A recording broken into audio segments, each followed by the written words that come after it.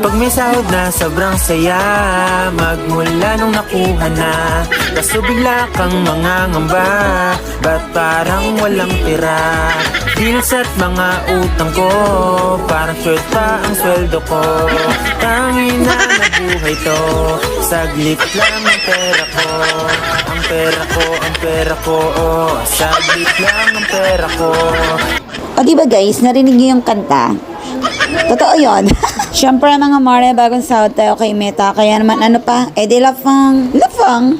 So, todo push talaga sa pagbo-voice over kahit wala pa rin akong boses ang inang berat nyo. Because I want to thank all of you, thank you, English. Hindi, seryoso mga kabara, thank you sa lahat ng mga tumatangkilik sa aking mga vlogs na walang kakwenta-kwenta at sa aking mga pinopost na wala rin kakwenta-kwenta, actually. At uwi na nga pala kami nito sa mga oras na yan dahil nga alas 3 pa lang yata dyan, pero parang alas 6